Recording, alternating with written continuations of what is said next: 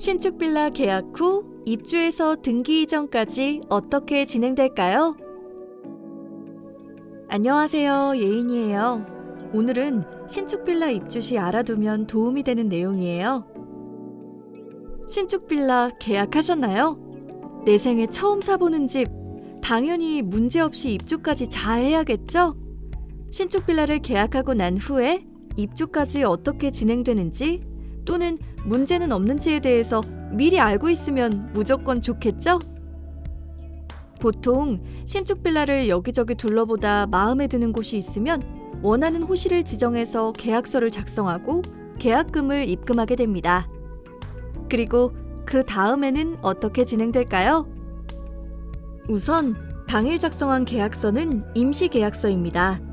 그렇다고 해서 걱정하실 필요는 없어요.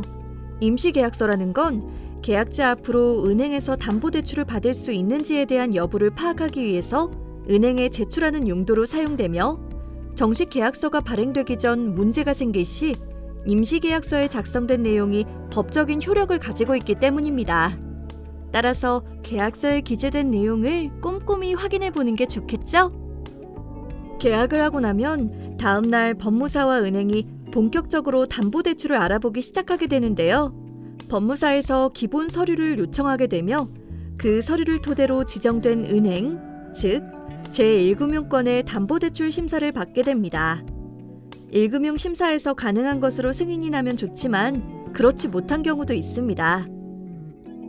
아쉽게도 불승인으로 떨어지거나 승인이 된다 해도 준비해둔 실입주금이 부족하다면 계약자의 동의하에 제2금융권으로 다시 알아보게 됩니다. 제2금융권은 1금융에 비해 서류 심사에서 통과될 확률이 높은데요. 재직증명서만 있으면 되도록 승인이 가능할 정도로 진입장벽이 낮은 게 장점이지만 반면에 단점도 있습니다.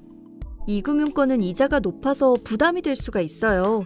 그래도 1금융보다 한도가 높아서 추가 대출 없이 담보대출 한 건으로만 내 집 마련이 가능해질 수도 있습니다.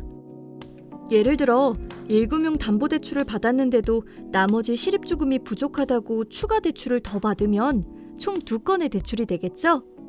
그러면 1금융 담보대출과 추가 대출의 이자를 합산해보면 오히려 더 높은 이자가 될 수 있습니다. 이런 경우 차라리 한도가 높은 2금융을 선택해서 이자를 비교해보는 건 어떨까요? 물론 자금의 여유가 있어서 1금융 담보대출만 받고 신축 빌라를 살 수만 있다면 당연히 좋겠죠? 하지만 부족한 실입주금에 맞춰 이사를 해야 하는 경우에는 2금융권을 선택할 수도 있으며 오히려 이자를 조금이라도 줄일 수 있는 방법이기도 합니다. 2금융이라고 무조건 나쁜 건 아니니 그동안 준비해둔 실입주금과 비교해서 잘 따져보고 선택하는 게 좋겠습니다. 처음으로 내 집 마련을 하는 좋은 기회.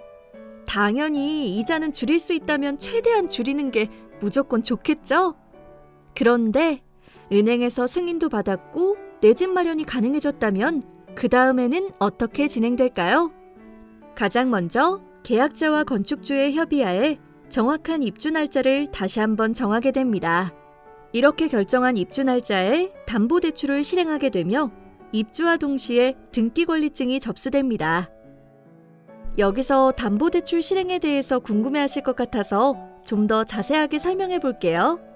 계약자가 승인한 담보대출은 계약자 통장으로 입금되는 게 절대 아닙니다. 그렇다고 건축주 통장으로 바로 입금되는 것도 아닙니다. 그렇다면 어디로 갈까요? 신축 빌라를 짓기 위해서는 건설회사에서 땅 대출을 받아야 합니다. 그리고 건축자금 대출도 받아야 합니다. 따라서 아직 채권이 있는 신축 빌라라는 뜻인데요. 그렇다고 걱정하실 필요는 없어요. 이런 건물을 안전하게 사고 없이 진행하기 위해서 은행과 법무사에서 직접 관여하게 되거든요. 방법은 이렇습니다. 건설회사에서 땅과 건물을 짓기 위해 받은 대출금은 신축 빌라의 호실에 각각 사이좋게 분배되어 있습니다. 따라서 입주하려는 호실에 설정된 채권을 은행과 법무사에서 모두 갚아서 말소까지 완료합니다. 즉, 대출금이 전혀 없는 깨끗한 호실로 만들고 난 후에야 남은 금액이 건축주에게 돌아가게 되는 것이며 입주하는 날 법무사에서 등기권리증을 접수하게 되며 대략 일주일 후에 근저당이 해제된 깨끗한 등기권리증을 받을 수 있게 됩니다. 이렇게 하면 계약에서 입주까지 안전하게 끝이 납니다. 요즘 아파트 값이 떨어지면서 신축 빌라를 보시는 분들이 빌라도 가격이 떨어지는지에 대한 질문이 늘어나고 있습니다. 다음에는 신축 빌라 입주 후 다시 되팔 때 실제로 매매 가격이 오르는지 떨어지는지에 대한 이야기를 할 것이니 필요하신 분들은 당연히 구독!